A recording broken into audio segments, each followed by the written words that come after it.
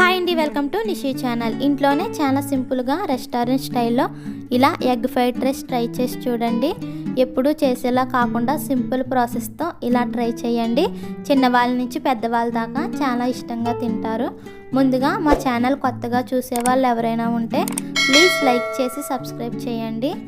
ముందుగా rice ఉడికించుకోవడానికి గ్యాస్పై 1 litre వరకు water పెట్టుకోవాలి. ఈ వాటర్లో 1/2 table spoon salt, 1 table spoon oil వేసుకోవాలి.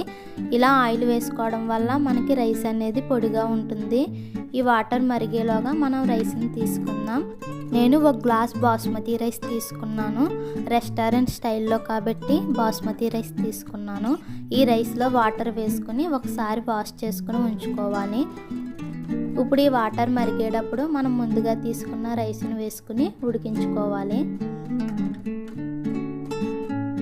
ఇప్పుడు ఈ రైస్ ఉడికిందో లేదో చూద్దాం. మరీ మెత్తగా కాకుండా 95% ఉడికించుకోవాలి. ఇది ఉడికిన తర్వాత ఇందులో ఉన్న వాటర్ మొత్తం పక్కకు తీసుకోవాలి. చూసారు కదా, మనకి రైస్ అనేది పొడిగా ఉంటుంది. ఆయిల్ వేసుకోవడం వల్ల మనకి రైస్ అనేది చాలా పొడిగా ఉంటుంది. ఇప్పుడు గ్యాస్పై ప్యాన్ పెట్టి 1 టేబుల్ స్పూన్ ఆయిల్ వేయాలి. ఆయిల్ హీట్ ఎక్కిన తర్వాత 3 ఎగ్స్ వేసుకొని ఫ్రై చేసుకోవాలి. మనం ఎక్కువగా మిక్స్ చేసుకుంటూ ఫ్రై చేసుకోకూడదు. ఈ ఎగ్ అనేది ముక్కలుగా వచ్చేలా ఫ్రై చేసుకోవాలి. ఇది ఫ్రై అయిన తర్వాత మరొక బౌల్లోకి పక్కకు తీసుకోవాలి. ఇప్పుడు అదే ప్యాన్లో 2 టేబుల్ స్పూన్ నెయ్యి, 2 టేబుల్ స్పూన్ ఆయిల్ వేసుకోవాలి. అవి హీట్ ఎక్కిన తర్వాత 2 టేబుల్ స్పూన్ జీడిపప్పు వేసుకొని దోరగా ఫ్రై చేసుకోవాలి. ఇవి ఫ్రై అయిన తర్వాత మరొక బౌల్లోకి పక్కకు తీసుకోవాలి. ఇప్పుడు అదే ఆయిల్లో సన్నగా కట్ చేసి పెట్టుకున్న 1 టేబుల్ స్పూన్ వెల్లుల్లి, 1 టేబుల్ స్పూన్ అల్లం, 2 టేబుల్ స్పూన్ క్యారెట్ వేసుకొని మంటని మీడియం ఫ్లేమ్లో పెట్టుకుని బాగా ఫ్రై చేసుకోవాలి. ఇవి బాగా వేగిన తర్వాత సన్నగా కట్ చేసి పెట్టిన 2 పచ్చిమిర్చి, 1 ఉల్లిపాయ, కొంచెం కొత్తిమీర, కొంచెం కరివేపాకు వేసుకుని బాగా ఫ్రై చేసుకోవాలి.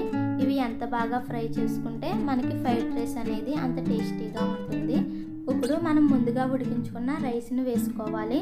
అలాగే 1/2 టేబుల్ స్పూన్ మిరియాల పొడి, ముందుగా ఫ్రై చేసుకున్న ఎగ్, అలాగే జీడిపప్పు కూడా వేసుకోవాలి. ఇప్పుడు రుచికి సరిపడినంత సాల్ట్ వేసుకొని మొత్తం కలిసేలా బాగా కలుపుకోవాలి.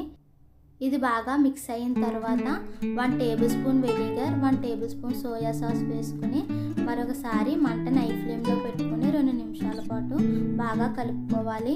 మనకి రెస్టారెంట్లో టేస్ట్ రావాలంటే కంపల్సరీగా వెనిగర్, సోయా సాస్ వేసుకోవాలి. అంతే, మనకి బాగా కలిసిన తర్వాత గ్యాస్ ఆఫ్ చేసుకొని మరొక ప్లేట్లోకి సర్వ్ చేసుకోవాలి. రెస్టారెంట్ స్టైల్లో ఎగ్ ఫ్రైడ్ రైస్ అనేది రెడీ అయిపోయింది. ఇలాంటి సింపుల్ రెసిపీస్ కోసం మా ఛానల్ని లైక్ చేయండి, షేర్ చేయండి, సబ్స్క్రైబ్ చేసుకోండి. మీకు ఎలాంటి డౌట్ ఉన్నా కామెంట్ చేయండి.